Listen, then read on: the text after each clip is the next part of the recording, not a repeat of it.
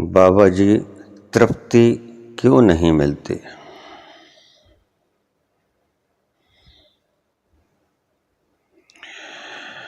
क्योंकि तृप्ति जहाँ है वहाँ आप जाते नहीं। अगर आपका मन मिठाई खाने का है तो आप चले जाते हो जूतों की दुकान पर। वहाँ पर आपका मुंह मीठा ना हो सकेगा। तृप्ति के तल पर जाए बिना तृप्ति नहीं मिलेगी।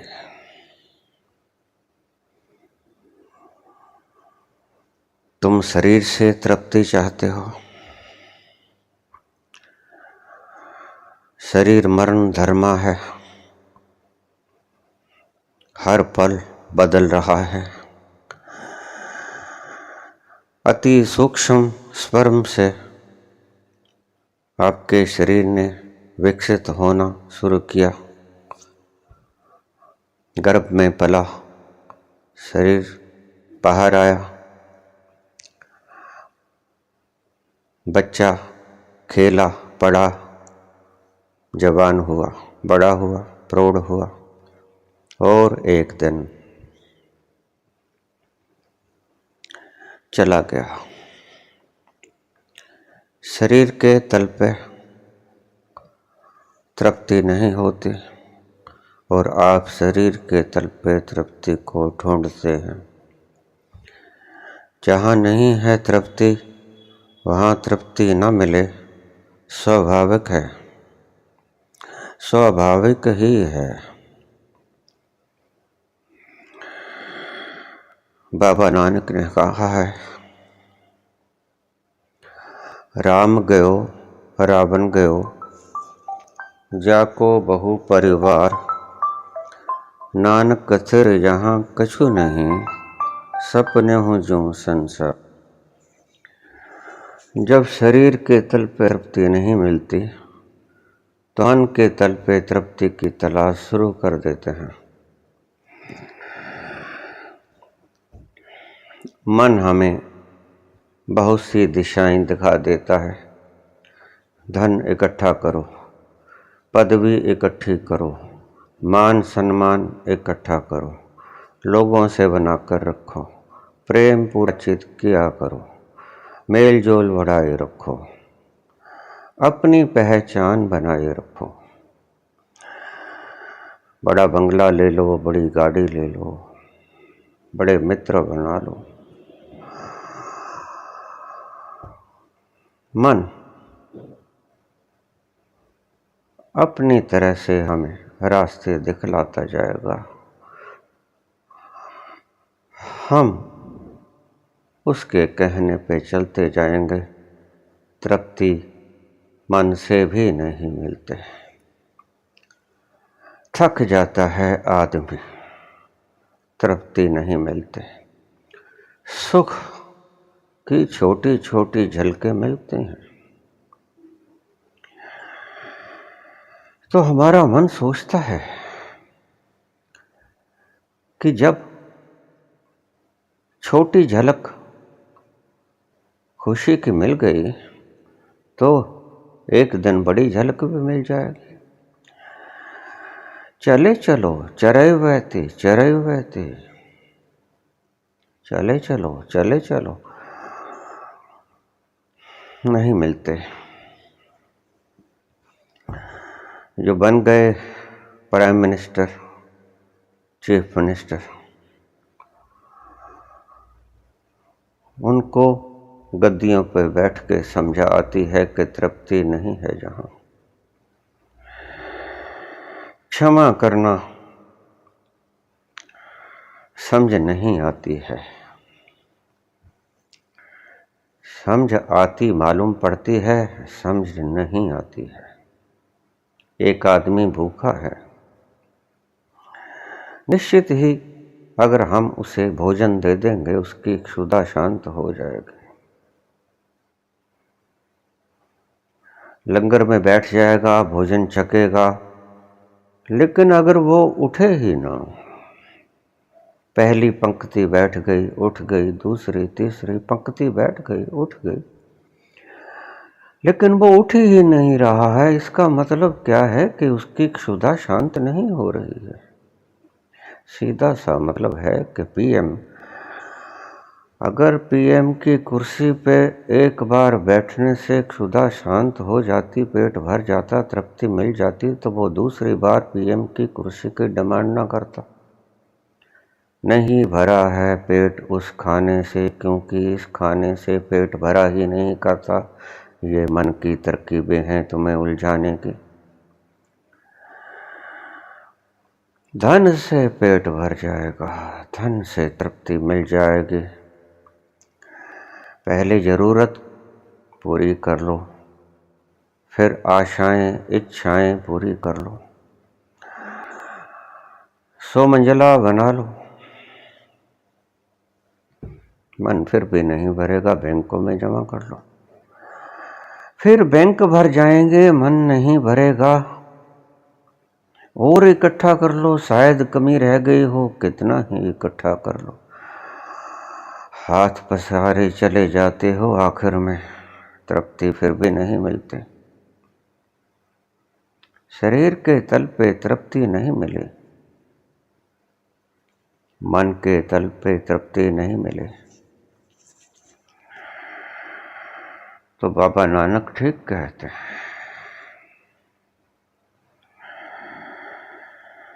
तृप्ति कहाँ मिलती है? तृप्ति मिलती है जिस जगह पे तृप्ति है। आपको गर्मी लगती है, अवश्य ही आप सूरज की धूप में गर्मी के दिनों में, जून जुलाई के महीने में सूरज के सामने खड़े हो गए,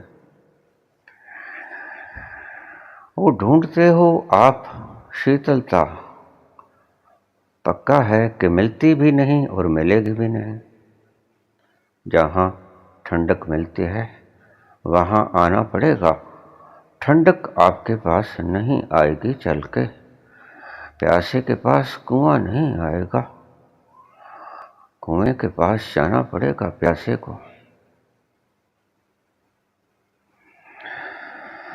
अन्यथा प्यास कभी बुझने को नहीं है।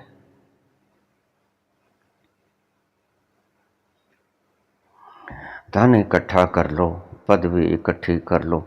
अगर कोई व्यक्ति पीएम की कुर्सी नहीं छोड़ रहा है, पंगत से लंगर की कतार से नहीं उठ रहा है, तो समझो उसकी क्षुधा शांत नहीं हुई। यद्यपि तुम्हारे मन में ये एक भावना बनी हुई है गलत कि फलां तो बहुत ऐश करता है, सीधी सी परिभाषा है। जिसका ऐश करने से तृप्त हो गया मन, वह ऐश करनी छोड़ देगा। होता उल्टा है, जितने ऐशो आराम के आपको साधन मिलते हैं, आप उनको ज़्यादा इकट्ठा करना शुरू कर देते हैं और ज़्यादा वक्त के लिए इकट्ठा करना शुरू कर देते हैं। नंबर 1 हो गए इंडिया में, एशिया में, वर्ल्ड में, और चाहिए। इसका अर्थ आपको समझ में नहीं आता। और चाहिए का अर्थ है कि इसमें तृप्ति नहीं मिली। एक टर्न और चाहिए पीएम की, इसका सीधा सा अर्थ है कि अभी तृप्ति नहीं हुई। देखिए, भोजन की डिमांड आप उस वक्त तक जारी रख सकते हो जब तक कि आपका पेट बिल्कुल भर ना गया हो। अगर अभी लंगर की पंक्ति में बैठे हो, उठ नहीं रहे, निश्चित ही अभी भूखे हो, तृप्त नहीं हो। और मधुमिता, सवाल तुमने पूछा कि बाबा जी तृप्ति क्यों नहीं होती, क्यों नहीं मिलती तृप्ति? संत मत कहता है, तृप्ति जिस तल पे मिलती है उस तल पे पहुंच जाओ। तुम गलत तलों पे टक्करें मार रहे हो जहां तृप्ति है ही नहीं। मृग तृष्णा शब्द आपने सुना होगा। रेगिस्तान में जब हिरण को प्यास लगती है तो दूर से सूरज की चमक में वो बालू चमकता हुआ यूं लगता है जैसे कोई सरोवर हो पानी का भरा हुआ। सरोवर को देखकर भागता है, जितना भागता है सरोवर दूर होता जाता है, क्योंकि वही तो चमक है सूरज की जो बालू पे पड़ रही है। सच में झील तो है ही नहीं, सच में तालाब पानी का है ही नहीं, सच में सरोवर कहाँ है। दूर चले जाता है, वो परछाई होती है। मृग तृष्णा ही है ये संसार। बस तुमने ठीक से पहचाना नहीं, तुमने अर्क नहीं निकाला इस बात का, पूरी आंखें खोल के तुमने देखा नहीं, पूरे जागरूक होके तुमने संसार को भोगा नहीं। सोए सोए देख लिया संसार का स्वाद, सोए सोए चख लिया। इसलिए संत कहते हैं, उपनिषद कहते हैं, तेन त्यक्तेन भुंजिता मागृधय कस्स विद्धनम। जिसने भोगा उसने त्यागा, लेकिन सारा संसार भोग रहा है। तेन त्यक्तेन भुंजिता मागृधः कस्स विद्धनम। फिर मुक्त क्यों नहीं होता? तेन त्यक्तेन भुंजिता, जिसने भोगा उसने त्यागा, थोड़ा सा फर्क पड़ गया। उपनिषद का यही शब्द मुझे लिखना होता तो मैं ये लिखता कि जो जाग के भोगता। तेन त्यक्तेन भुंजिता जागृतः, भोगता जागृत अवस्था में भोगता, पूर्ण अवेयरनेस में भोगता, और उसका रिजल्ट देखता, ठगा सा रह जाता कि मैं तो लूट लिया गया। तुम तुम्हारी शक्तियों को बाहर फेंक कर रिलैक्सेशन महसूस करते हो, आनंद महसूस करते हो। बस ऐसा ही है तुम्हारा सुख। लुट जाते हो, समझते हो कुछ पा लिया, कुछ नहीं पाया, जो था वो भी गंवा लिया। जाग के देखना, सोए सोए मत भोगना। सोए सोए भोगोगे तो बैंक भरे रह जाएंगे, हाथ खाली रह जाएंगे। मार कर गोली गिराई जाएगी जब तेरी डोली उठा ली जाएगी, बेमुहूर्त के उठा ली जाएगी। बैंक भर जाते हैं, जेब खाली रह जाती है, हाथ खाली रह जाते हैं।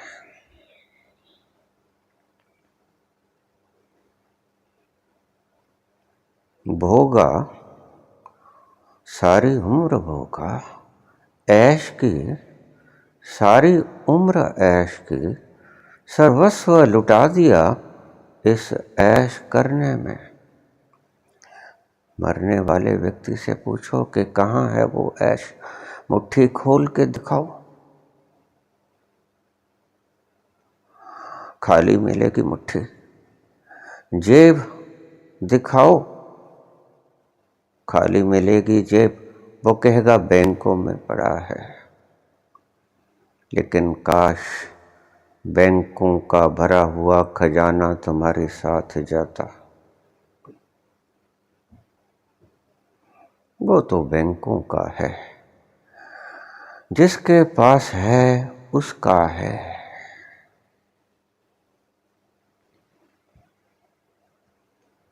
जब तेरी डोली निकाली जाएगी, बेमुहूर्त के उठा ली जाएगी। हम दुकानदारी, नया कारोबार शुरू करते हैं, गृह प्रवेश करते हैं, मुहूर्त निकालते हैं, लेकिन ये डोली जब उठती है ये बिना मुहूर्त के उठती है। कभी निकाला किसने मुहूर्त? सिकंदर भी बेमुहूर्त उठा लिए जाते हैं, सभी उठा लिए जाएंगे, बिना मुहूर्त के उठा लिए जाएंगे। मार कर गोली गिरा ली जाएगी। ये जो चिड़िया फुदकती इस वृक्ष से दूसरे वृक्ष के पास, धन कमा लूं, धन की डाली पे नहीं मिला, पदवी की डाली पे मिल जाएगा। पदवी की डाली पे कूद गई ये बुलबुल, मार कर गोली गिरा ली जाएगी, बेमुहूर्त के उठा ली जाएगी। ये मृत्यु की गोली ऐसी लगेगी तुम्हें पता भी नहीं चलेगा, वक्त आ जाएगा डोली उठाने का।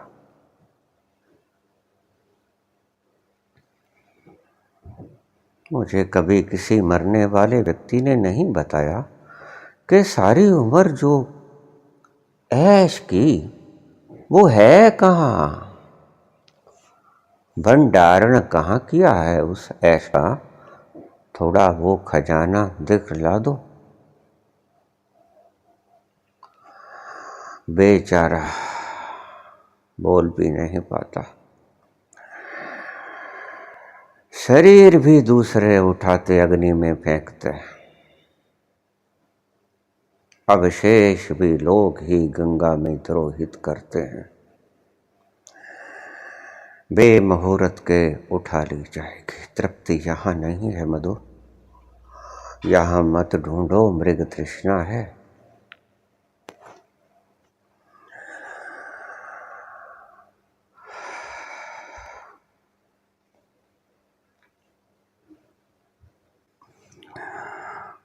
और संसार के दुखों से त्रस्त हुए जब तुम धर्म की शरण में जाते हो,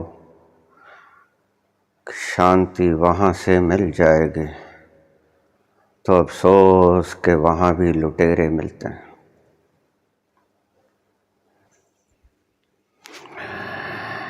ये अपनी दुकानदारियां चला रहे हैं। तुम्हें ठंड लग रही है, तुम कहते हो किसी गुरु को, धर्माचार्य को कि मुझे ठंड लग रही है। उसके पास कोई आपको गर्मी ऊष्मा देने का कोई साधन नहीं है, तो वो तुम्हें साइकोलॉजिकल सिखाएगा, क्योंकि सत्य में उसके पास कोई साधन नहीं। वो कहेगा कि आंखें बंद कर लो, मन में भाव करो कि गर्मी लग रही है, गर्मी लग रही है, गर्मी लग रही है। मैं बाबा जी के पास चली गई हूँ, बड़ी गरमाइश है, बड़ी गरमाइश। मैं शुद्ध बुद्ध हो गई हूँ, मैं पाप विहीन हो गई हूँ। कितने पाप करते हो रामू? देसी घी में गऊ की चर्बी डाल दे, डाल दे। मसाले में घोड़े की लीद मिला दे। देगी मिर्च में ईंटों का गेरुआ मिला दिया प्रभु, नमक में भाटा मिला दिया प्रभु। चलो गंगा स्नान भी कराएं, पाप उतार आते हैं गंगा में स्नान करके। डुबकी लगाते हैं, हर हर गंगे। पास खड़े पुजारी कहते हैं, होर ले पंगे, हर हर गंगे, होर ले पंगे। ये तुम्हारे पंगों के कारण तुम दुखी हो। पंगे लेना बंद कर दो, पाप बंद कर दो। देसी घी में सूअर की चर्बी, गाय की चर्बी मिलानी बंद कर दो। बहुत से दम कहते हैं सर्दी लग रही है तो साइकोलॉजी में सूरज के पास पहुंच जाओ। ऐसे सर्दी नहीं खत्म होने को है। बहुत से धर्म मैंने देखे हैं, सभी तरकीबें साइकोलॉजिकल, ऑथेंटिक नहीं, प्रमाणिक नहीं। अगर सर्दी लगती है आग के पास जाके तपना पड़ेगा, सूरज की धूप में, तप्त धूप में बैठना पड़ेगा, हीटर चलाना पड़ेगा, ब्लोअर चलाना पड़ेगा, तापना पड़ेगा शरीर। ये तो है ऑथेंटिसिटी, तुम करते हो साइकोलॉजिकली। मान लो दुखी हो, सुख का वो खजाना, तृप्ति का वो खजाना जो तुम्हारे भीतर छिपा है, उसकी बजाय तुम्हें ये धर्माचार्य सिखाएंगे, ये लो नाम जप लो। रोज मेरे पास फोन आते हैं, मुझे कहते हैं कि 12 साल हो गए, 15-20 साल हो गए, नाम जपते हैं, 4 नाम जपते हैं, 5 नाम जपते हैं, 20 नाम जपते हैं, राम राम करते हैं, राधे राधे, तृप्ति नहीं मिलती। क्या करें? मृग तृष्णा की भांति ये लोग दूर से दिखाते हैं आपको कि देखो वो रहा तालाब, सरोवर पानी से भरा हुआ। आप देखते हैं, आपको दिख भी जाता है, लेकिन वो परछाई होती है बालू की चमकते हुए रेत में। भ्रम, ये भ्रम दिखाते हैं आपको। आंखों को दबा लिया रेटिना के ऊपर से, किसी के भी प्रकाश हो जाएगा, क्या खास बात है। कोई व्यक्ति ऐसा नहीं जिसकी मैं आंखों की भौहों को दबा लूं और उसको प्रकाश न दिखे। कोई दुष्ट से दुष्ट जल्लाद दबाओ आंखों को, प्रकाश दिखेगा।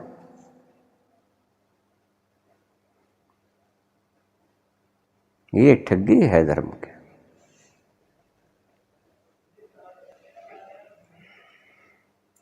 तुम सचमुच भूखे हो, तुम्हें तलाश है खाने की, प्यासे हो, जरूरत है पानी की। ये लोग तुम्हें पानी पानी बोलना सिखाते हैं, कहो पानी पानी पानी, और तुम करते रहते हो पानी पानी पानी। एक अफीमची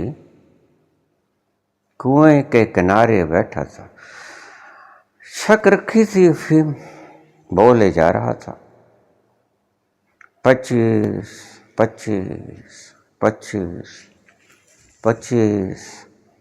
पास में से एक राहगीर निकला, उसने कहा ये क्या बोल रहा है? 25 25 अफीमची था, पास में चला गया। अरे भाई गिनती तो इससे आगे भी होती है भैया। अफीमची से बोला वो राहगीर, आगे भी तो बोलो ना, आगे भी होती है गिनती, 25 पे खत्म नहीं होती। तो अफीमची बोला अगर यकीन ना हो तो आगे जाके देख लो। उसने कहा कि आगे क्या होगा? उसने थोड़ा सा आगे जाके जब कुएं के भीतर झांकना शुरू किया तो उसने, अफीमची ने उसे धक्का दे दिया। तो अफीमची बोलता है 26 26 26। तुम्हारे धर्माचार्य धर्मगुरु इससे ज्यादा कुछ नहीं करते। ये 26 का आंकड़ा है, वो अपना शिकार गिनते हैं। नाम दे देंगे, ये लो,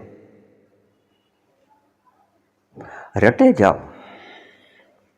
आपको 20 हो गए चाहे 50 हो गए, क्या फर्क पड़ता है। बहुत इन संतों से त्रस्त लोग मुझे रोज फोन करते हैं, बाबा जी क्या करें। मैंने कहा पंगा ले ही लिया है तो लेते चले जाओ। क्यों? अगर मैं तुम्हारे इस जंजाल को तोड़ूंगा तो तुम्हें बड़ा दुख होगा। एक व्यक्ति का जंजाल मैं तोड़ने लगा तो चिल्लाने लगा, बाबा जी 50 साल गए। मैंने कहा वो तो गए, तुम्हारी गलती से गए, और तुम्हें तो 50 ही दिखते हैं, मुझे तो 50 जन्म दिखते हैं। ऐसा है मूर्खता तुम करके इन जन्मों को गवाए हो पहले भी, आज कोई नई बात नहीं। ऐसे ही ठगे गए हो पहले जन्मों में भी माया के कारण। तो ऐसा ही नहीं कहा उसने, माया तो ठगनी भई, ठगत फिरत सब देश, गोरखनाथ कहते हैं। माया क्या है? ये भ्रम जाल जो तुम्हारे नकली धर्माचार्य फैलाते हैं। माया का अर्थ तुम्हें मालूम है? माया का अर्थ है कि जो लगता है कि है, जैसा लगता है कि है वैसा है नहीं। माया का अर्थ ये होता है। माया का अर्थ ये नहीं होता तुमने जो समझ लिया है। तुम समझते हो माया का अर्थ जो है नहीं, तुम समझते हो माया का अर्थ कि जो है नहीं वो माया। नहीं, आपने गलत समझ लिया। माया का अर्थ है जो आपको जैसा दिखता है वैसा नहीं है।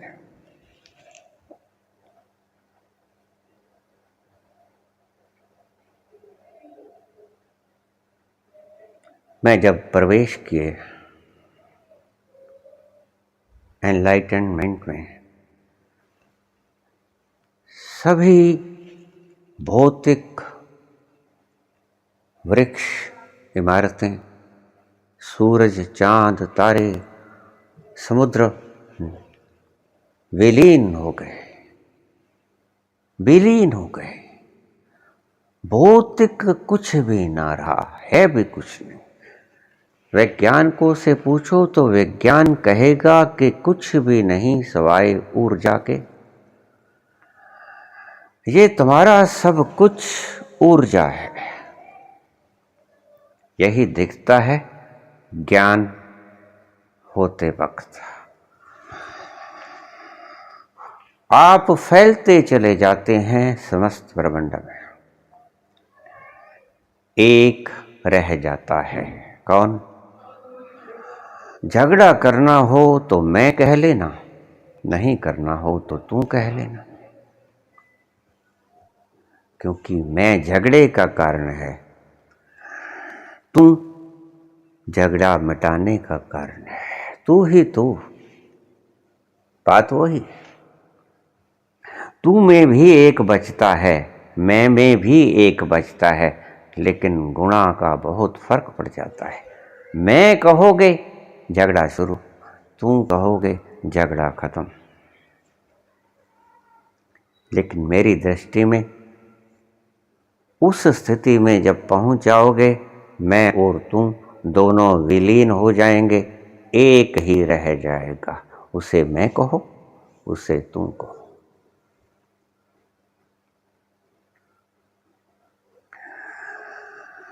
तृप्ति नहीं होती बाबा जी, क्या करें। तुम्हारी पीड़ा को मैं बखूबी समझता हूं।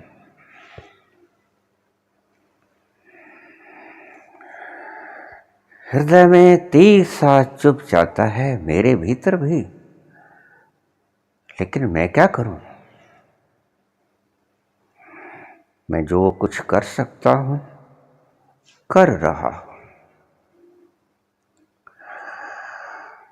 जितना कर सकता हूं कर रहा हूं।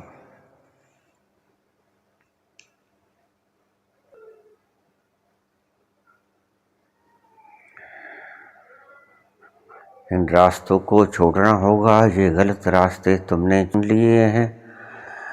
ये धर्म तुम्हें साइकोलॉजी से भ्रमाते हैं। इस साइकोलॉजी से मुक्त होना पड़ेगा। ये माया है। माया तो ठगनी भाई, माया ठगती है तुम्हें और तुम ठगे जा रहे हो जन्मों जन्मों से। ठगत फिरत सब देश, सभी देश को ठगते फिर रहे हैं और तुम देश हो। तुम ही हो वो देश जिसे ठग रही है ये माया। जिस ठग ने ठगनी ठगी, ता ठग को आदेश। ऐसे ठग बन जाओ कि इस ठगनी को ठग लो।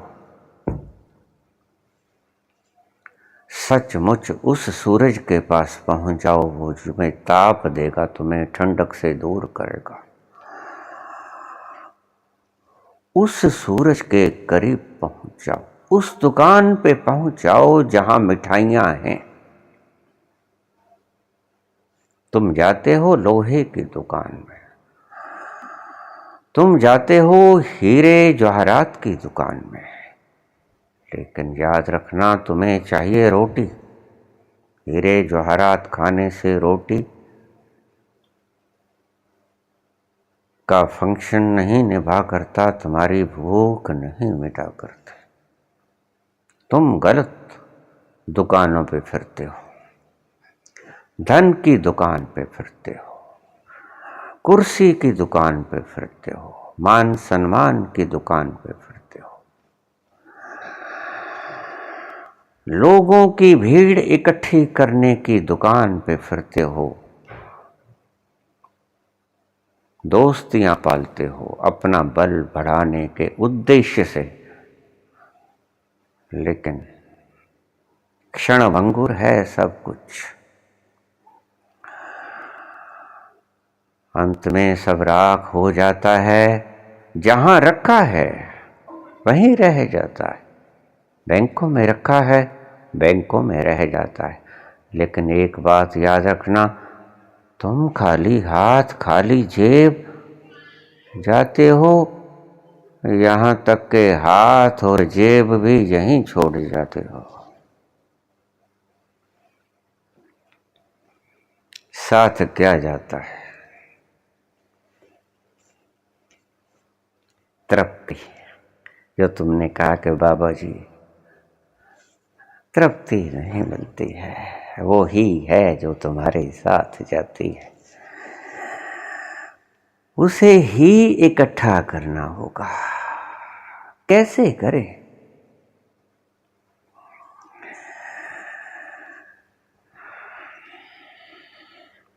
गलत दुकानों पे जाना छोड़ दो। जिस दुकान पे गए हो आंखें खोल के देखो कि ये दुकान पे मिठाई है या लोहा पड़ा है। कैसे देखें?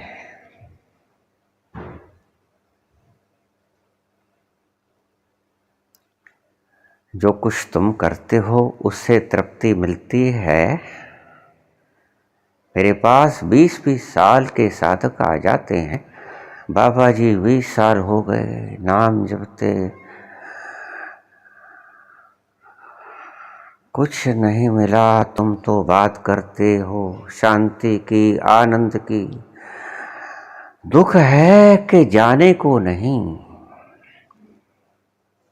दिल है कि मानता नहीं।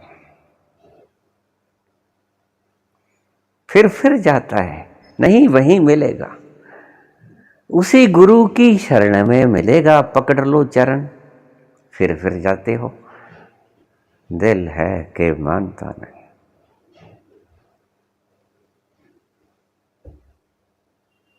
फिर वही बाबा जी, वही मिलेगा। ये साइकोलॉजी पत्थर बन चुकी है, कौन तोड़े इसको, पिघलती है नहीं। ये पत्थर है, पत्थर पिघला नहीं करते। मोम पिघला करते हैं, पत्थर नहीं पिघला करते। तुमने इन भावनाओं को पत्थर जैसी बना लिया है, ये कभी नहीं पिघलेंगी। मैं जानता हूँ, मेरे पास बहुत भक्तजन आ जाया करते हैं, और इन अंध भक्तों को उससे पहले कि वो प्रणाम करें, मैं उनको प्रणाम कर दिया करता हूँ कि प्रभु आपका इलाज मेरे पास नहीं है, तुम्ही ने दर्द दिया और तुम दुआ देना। जिसने ये पत्थर की भावनाएं पैदा की हैं उनके पास चले जाओ, कृपा करके उनसे बोलो कि नहीं सुख मिला, नहीं सुख मिला, नहीं आनंद मिला, नहीं तृप्ति मिली, बताओ मैं क्या करूं। पाठ उनसे सीख के आते हो, जप उनका करते हो, रोना मेरे पास रोते हो, मेरा क्या कसूर है। मेरे ढंग से चले तो मेरा कसूर, उनके ढंग से चले तो ये रोना भी उनके पास जाके रो, उसे पता चले कि मैं जो सिखा रहा हूं गलत सिखा रहा हूं। मुझे क्या बताते हो, मुझे तो पता ही है। ये शब्द कि तृप्ति कैसे मिले मुझसे मत पूछो, मुझे तो पता है कि तृप्ति नहीं है। उनसे पूछो जिसने तृप्ति की राह बताई, ताकि वो भी जान जाए कि ये रास्ता कारगर नहीं है, ये नहीं पहुंचता जहां तुम इन्हें पहुंचाना चाहते हो। ये अंत समय में तुम इन्हें उंगली पकड़ के सचखंड ले जा ना सकोगे, क्योंकि जिसे तुम सचखंड कहते हो ये रास्ता सचखंड से बिल्कुल विपरीत दिखा रहे हो।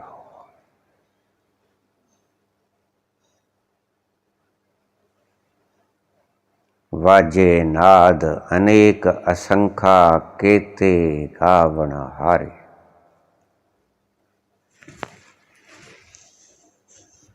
कोई आपको संकेत नहीं मिलता, कोई वीणा की धुन, कोई छनकते हुए तार आनंद के तुम्हें सराबोर नहीं करते, तुम्हें याद नहीं कराते, तुम्हें तसल्ली नहीं देते, सेटिस्फेक्शन नहीं देते कि मंजिल करीब आ रही है। कोई उपवन की खुशबू तुम्हारे नासापुटों को सुगंधित नहीं करती, तो फिर ठहर क्यों नहीं जाते।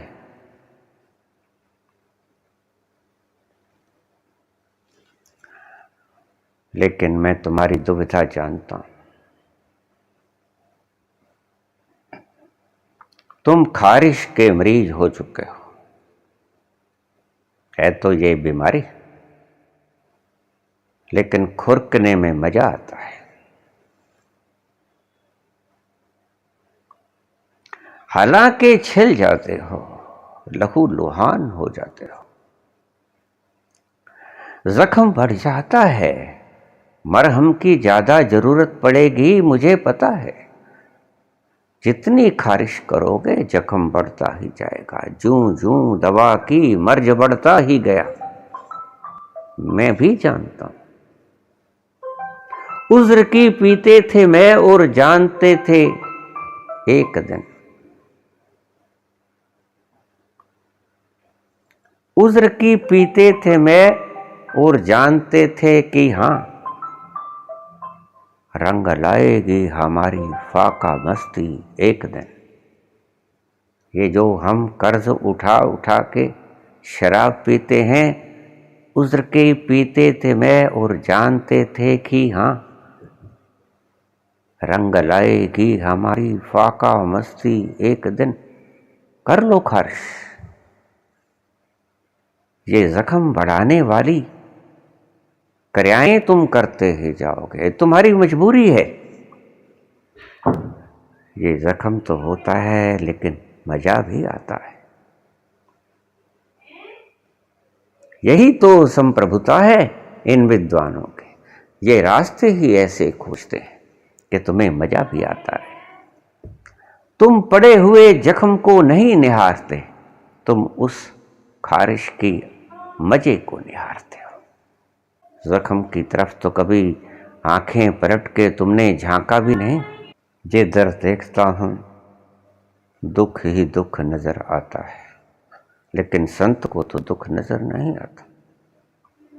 तुम अतृप्त हो,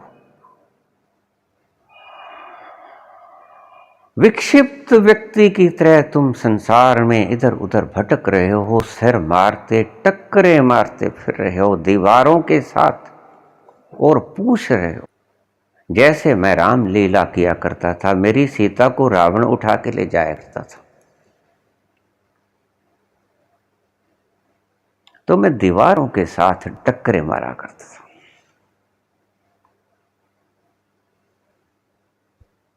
दरो दीवार से पूछा करता था कि मेरी सीता कहाँ है।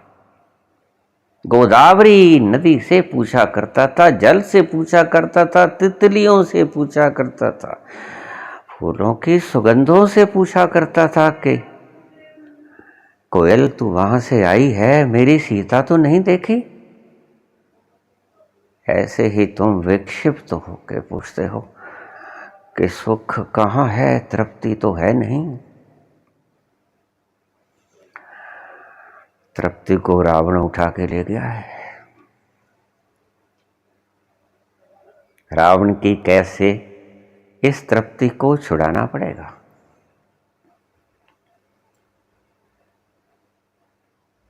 खुद ही भटकते हो,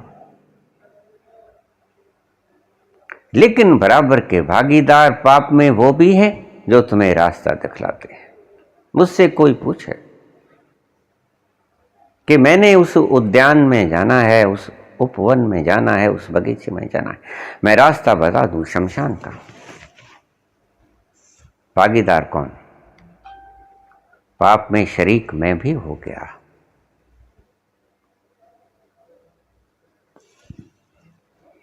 बिखरी हुई ये जुल्फ इशारों में कह गई,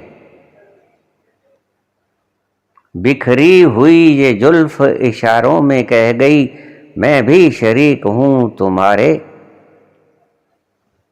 हाले तबाह में। बिखरी हुई जो जुल्फ इशारों में कह, मैं भी शरीक हूं तुम्हारे हाले तबाह में। ये तुम्हारे गुरुजन भी शरीक होते हैं तुम्हारी इस अतृप्त अवस्था में। सीधी सी बात है, अगर तुम्हारे भीतर करुणा का अंश मात्र भी शेष होता तो तुम्हें इन्हें राह बताने की बजाय हाथ जोड़ लेते कि मैं नहीं जानता, मुझे क्षमा करो। मैंने मेरे गुरु से पूछा, मैंने खुद नहीं जाना, और जो खुद नहीं जाना हो सकता है तुम्हारा गुरु भी तुम्हें झूठ बता गया हो। ये कबीर मूर्ख थोड़े हैं जो कहते हैं कि तुम कहते कागज की लेखी। इनके जमाने में भी ऐसे महापुरुष रहे होंगे जो शास्त्रों से पढ़ के बोलते होंगे। कोई ऐसा जमाना नहीं रहा जब प्रत्येक गुरु ने खुद का अनुभव बताया हो। वैसे तो सदा ही गुरुओं ने शास्त्र का लेखन या गुरुओं का बताया हुआ ही बताया है, आगे प्रेषित किया है। ऐसा जमाना कभी नहीं आया जब सब गुरुओं ने अपना देखा हुआ ही बताया है। बहुत से वक्त ऐसे गुजरे जमाने में जब गुरुओं ने शास्त्रों से पढ़ा हुआ या अपने गुरुओं के द्वारा बताया हुआ अपने शिष्यों को समझाया। मैं भी शरीक हूं तेरे हाले तबाह में। गुरु कौन?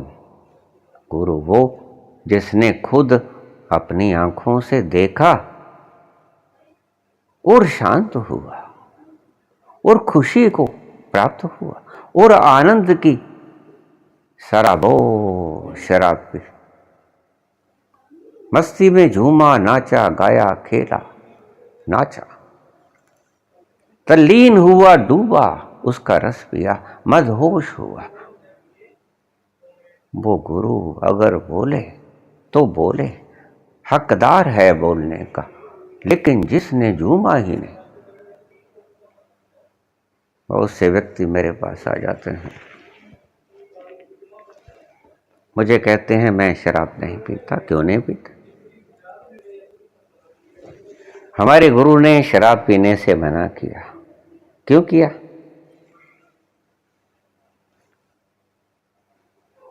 शराब पीने में बुराई क्या है? आखिर तो पीनी ही पड़ेगी। वो कैसे? क्या ढूंढ रहे हो? तृप्ति। तृप्ति शराब तो होती है, और क्या होता है? अरे तृप्ति जो जितनी बड़ी शराब देती है, तुम्हारी शराब तो उतनी बड़ी शराब है ही, परम शराब है वो। तुम्हारी शराब शराब की बोतल है, शराब का पैमाना है। और जो तृप्ति है वो तो शराब का मैखाना है, समुद्र है शराब का। पियोगे पियोगे हो डूब जाओगे। ये तो तुम भीतर गिराते हो, उसमें तो तुम ही गिर जाओगे।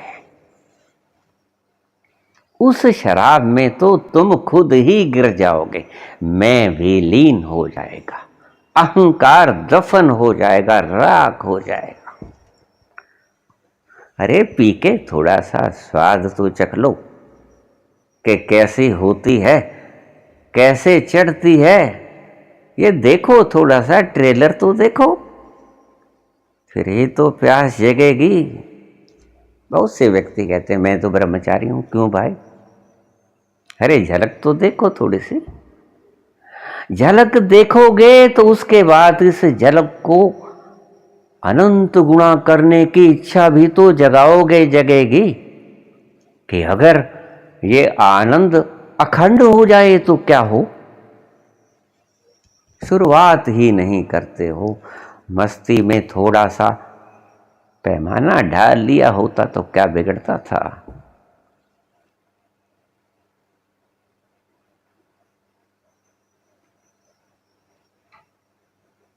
मुझे बहुत लोग कह देते हैं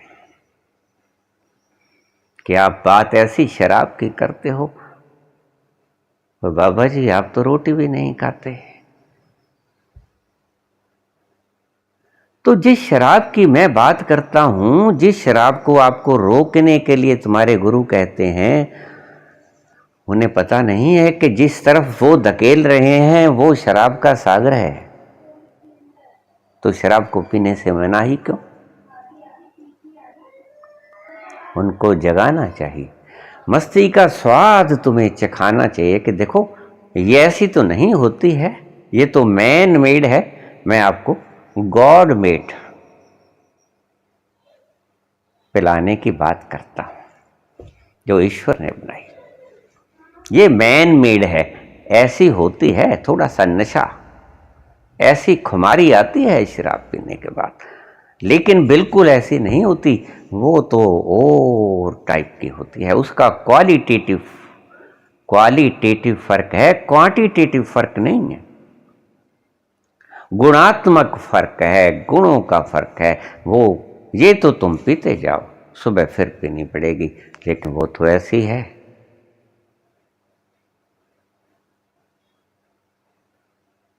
नाम खुमारी नानका चढ़ी रहे दिन रात, एक बार पीनी पड़ती है, एक नहीं पड़ती है, और फिर ऐसा मजा लगता है उसका, ऐसी लत पड़ती है उसकी। ये शराब तो तुम छोड़ दो तो छोड़ भी दो, छोड़ देते हैं लोग, लेकिन वो शराब की लत तो कभी तुम चाहोगे भी तो वो लत ना छूट पाएगी। वो लत ना छूट पाएगी। एक नहर में एक कंबल तैरता जा रहा था। गरीब आदमी दो खड़े थे। एक दूसरे से बोला, अरे कूद जा, ये कंबल है, इसको सुखा लेंगे, रात को काम आएगा। वो कूद गया, उसने जाके उस कंबल को पकड़ लिया। वो था रीछ। अब रीछ डूब रहा था, उसने कहा सहारा मिल गया। रीछ ने खूब जोर से जप्फी डाली उस आदमी को कि चलो सहारा मिला, मुझे बाहर निकाल लेगा। काफी देर बीत गई, जद्दोजहद करते अब वो कंबल से अपना पीछा छुड़ा रहा है। उसे पता ना था कि ये तो रीछ है, लग रहा था कंबल जैसा। तो बाहर खड़ा मित्र कह रहा है, अरे निकल जाओ, अब बाहर निकल आओ तुम। कहता है मैं अब कैसे निकल जाऊं, अब ये कंबल मुझे नहीं छोड़ता है।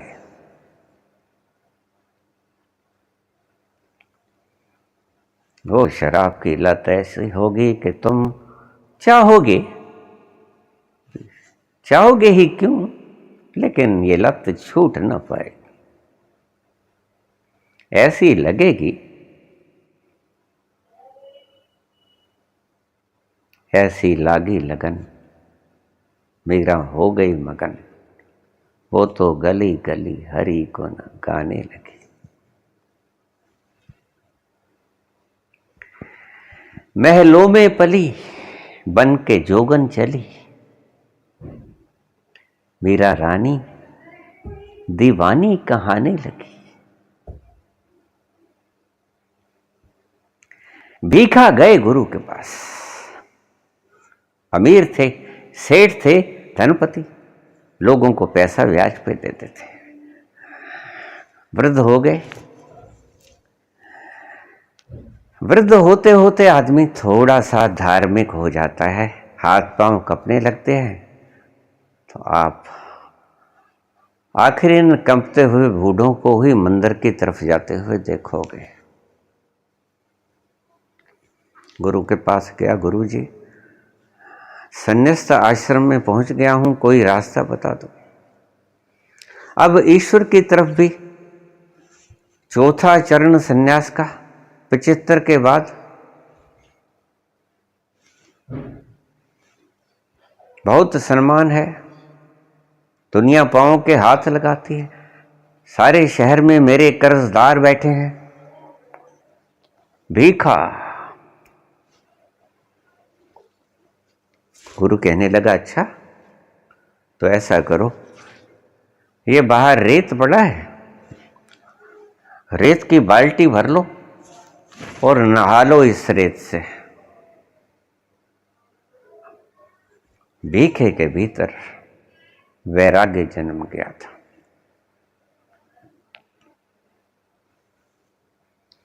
वो गया बाहर, रेत की बाल्टी भरी, उसमें उड़ेल ली उसने, जैसे नहाते हैं। तो जैसे होली का रंग चढ़ना था, ऐसे ही काला पीला हो गया। भीतर आया पहचान में नहीं, बाल खिलरे हुए रीछ जैसा मुख, फटे हाल, नया धोती कुर्ता। कहता ठीक, गुरु के पास आया, ऐसा करो अब शहर में चक्कर लगाओ। भीखा तो वैराग्य से युक्त हो गया था, उसको वैराग्य चढ़ गया था, किसी बात से उसका मन विरक्त हो गया था। बात लंबी है, वीडियो बहुत लंबी हो जाएगी, शायद फिर कभी मौका मिला तो भीखा की बात करूंगा। कहता ठीक गुरुजी। गया सारे बाजार में, उन्हीं कर्जदारों के आगे ऐसे रूप में, बाल खिलरे हुए, दाढ़ी मैली कुचैली, रेत से युक्त, पागल लग रहा है, कपड़े रेत से युक्त पुराने लग रहे हैं, पागल लग रहा है। दाढ़ी दक्षिण दिशा में जाती है, सिर के बाल पश्चिम उत्तर में जाते हैं, कोई हिसाब किताब फिट नहीं बैठ रहा शरीर पे। लोग हंस रहे हैं देख के कि चलो पीछा छूटा, अब तो नहीं मांगेगा, इसके देने थे। कर्जदार तो बड़े प्रसन्न हुए, यही तो चाहते थे, सभी कर्जदार यही चाहते हैं कि कब पीछा छूटेगा।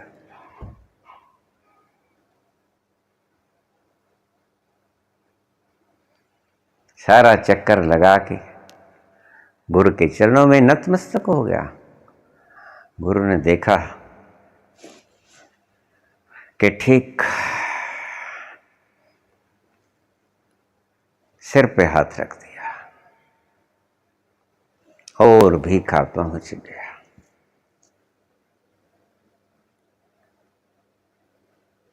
भीखे से कोई पूछने लगा, क्या देखा, क्या देखा भीखा, जो गुरु ने इतनी बेइज्जती करा दी, कुछ मिला? ये नाक कटवाई तो कुछ मिला भी? भीखा कहते हैं, भीखा बात अगम की, कह न सुनन की ना है। मैं न कह सकता हूं, न तुम सुन सकते हो, सुन भी लोगे तो समझ नहीं पाओगे। जो मैंने देखा वो कहने सुनने में आता नहीं। भीखा बात अगम की, कह न सुनन की ना, जो जाने सो कहे नहीं, कहे सो जाने ना। मैं जब तक नहीं जानता था तब तक कहता था, आज जान गया हूं, आज मुझे पता चल गया है कि कहने सुनने में वो चीज नहीं आती। कैसे बोलूं, बोलती बंद है।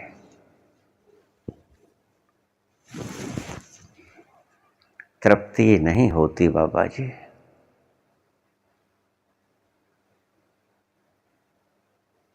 उस दुकान पे चले जाओ जहां पर तृप्ति है, मिलती है। कौन सी है वो दुकान? तुम्हारे ही भीतर है। छोड़ दो इन झंझटों को।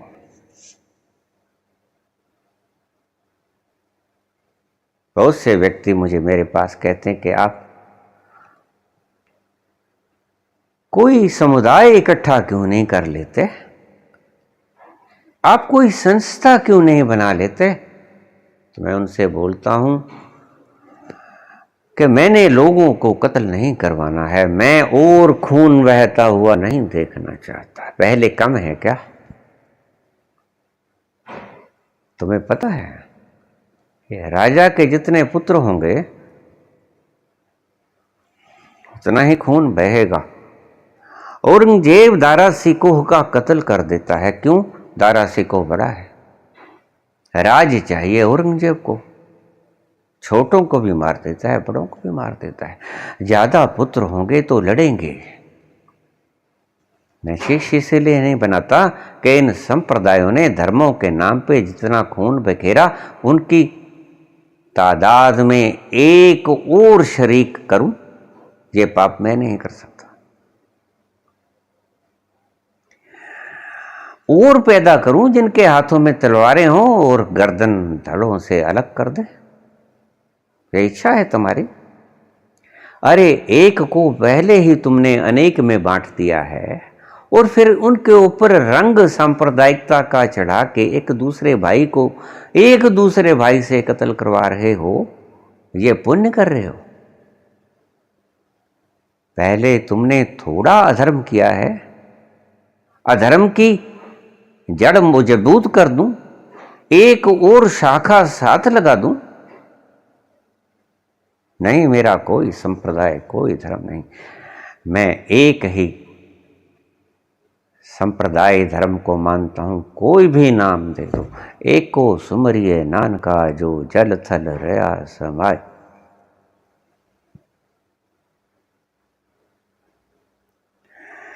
एक ही है और एक को एक रहने दो। दो मत बनो। जहां दुई आई वहां झगड़ा आया। और संत कभी भी झगड़ा नहीं चाहता। यद्यपि उसके जाने के बाद उसके शिष्यगण बुद्धू होते हैं, वो झगड़ा कर लेते हैं। क्यों? दो पैदा कर देते हैं, अनेक पैदा कर देते हैं। शिष्य कहेगा मेरा धर्म अच्छा, मेरा गुरु अच्छा था। दूसरा शिष्य कहेगा मेरा गुरु अच्छा था। जाने वाला चला गया, जो झगड़ा कर ही ना सकता था वो तो चला गया, जो झगड़ा कर सकता है वो बाकी रह गया। वो झगड़ा ही करेगा। जब देखा नहीं है। सब ऐसे आने एक मत मूर्ख अपनो अपनी, जो रह गए वो तो मूर्ख, जो सियाना था वो चला गया। और जिस दिन जो रह गए वो मूर्खता को छोड़ देंगे, संबोधि को प्राप्त होंगे, उस दिन वो भी जान जाएंगे कि अब तक मैं मूर्खता ही कर रहा था। दुनिया को संप्रदायों में मत बांटिए। वसुधैव कुटुंबकम, ये धरती शब्द कहा है सिर्फ, लेकिन वसुधा का मतलब यहाँ आप पृथ्वी मत लगा लेना। वसुधा का मतलब समस्त समस्त यूनिवर्स लगाना, अस्तित्व एक कुटुंब की भांति है, क्योंकि बहुत से ग्रहों पे और भी हमारे भाई बैठे हैं, यद्यपि हमने देखे ना हो, लेकिन बैठे हैं।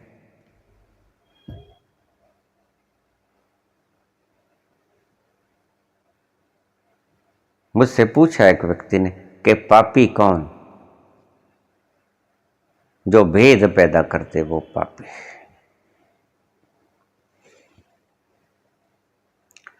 जो भेद पैदा करे वो पापी, जो एक दूसरे में फासला कर दे वो पापी। उससे बड़ा पाप और क्या होगा? जब एक को अनेक में बांट दे, वो लड़ा दे, वो पापी।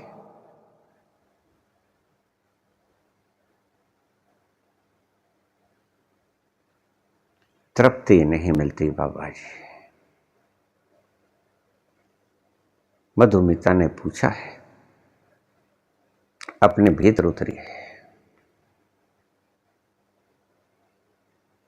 जैसे जैसे अपने मूल स्रोत के पास पहुंचोगी, तृप्ति ही मिलेगी। तृप्ति की दुकान तुम्हारे भीतर है। ढूंढते फिरते हो बाहर, कस्तूरी कुंडलवश है, वो तृप्ति तुम्हारे भीतर है। जैसे मृग के कुंडल में कस्तूरी होती है, मृग ढूंढे वनमा। जैसे मृग वन में ढूंढता है, ऐसे ही तुम वस्तुओं में ढूंढते हो, मान में, कुर्सियों में, पैसे में, आहार व्यवहार में ढूंढते हो। मृग ढूंढे वनमा, ऐसे घट में पीव है। वो तृप्ति तुम्हारे भीतर ऐसे है जैसे मृग की नाभि में कस्तूरी। मूर्ख जाने ना, लेकिन मूर्ख को पता नहीं होता। जिसे अभी समझ नहीं होती, जिसे अभी दर्शन नहीं हुआ होता, वो नहीं जानता। कैसे मिलेगी? अपने ही भीतर उतर कर गहरे तलों में जाना शुरू हो जाओ। गहरे तलों में कैसे जाएं? विश्राम के द्वारा। आराम बड़ी चीज है, मैंने पहले भी कहा था आपको। विश्राम में बैठ जाओ, कुछ ना करो, नथिंग टू डू। यम नियम आसन प्राणायाम प्रत्याहार धारणा ध्यान समाधि, कुछ भी ना करो, परमात्मा की इच्छा भी ना करो, तृप्त होने की इच्छा भी ना करो, बस बैठ जाओ।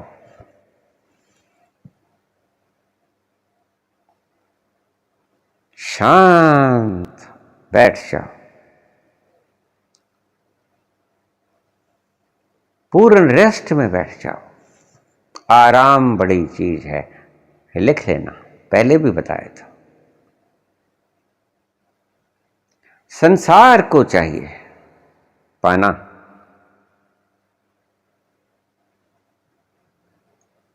तो परिश्रम करना पड़ेगा। आनंद को चाहिए पाना, विश्राम करना पड़ेगा।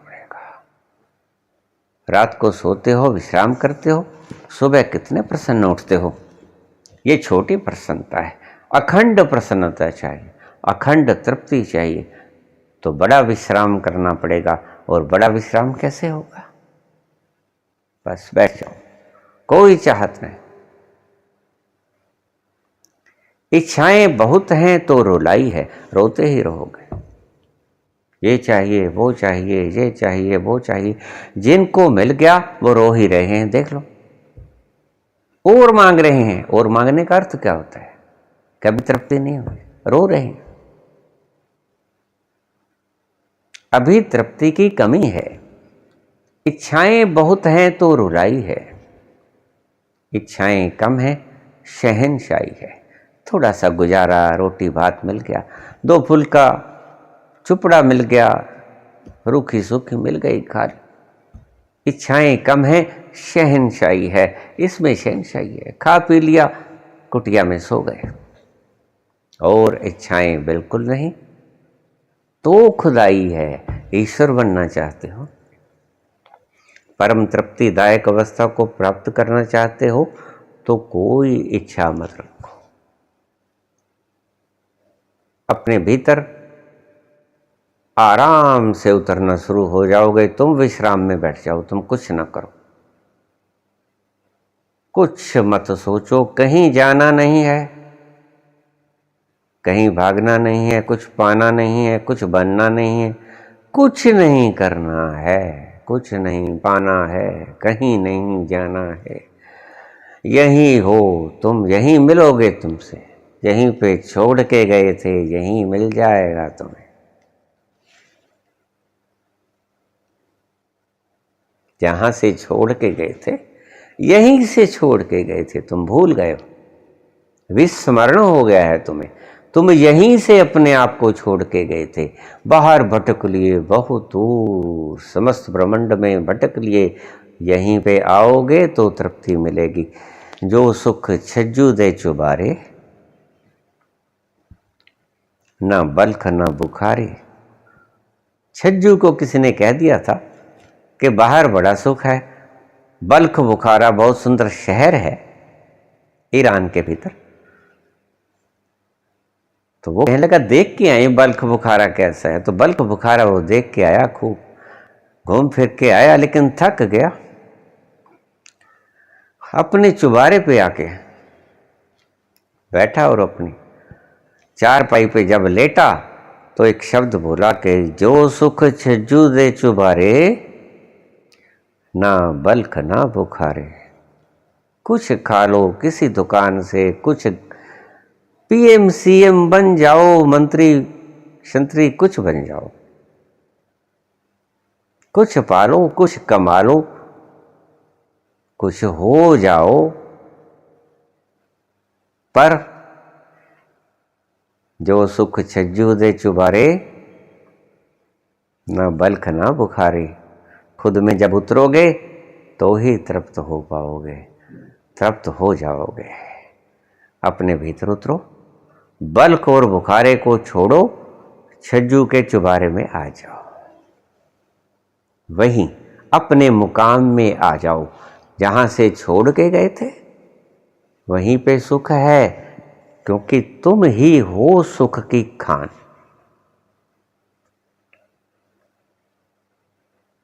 तुम ही हो सुख की खान। कहीं और ढूंढने का प्रयास मत करो। तुम्हारे ही कुंडल में कस्तूरी है, वन में ढूंढने का कोई फायदा नहीं। धन्यवाद।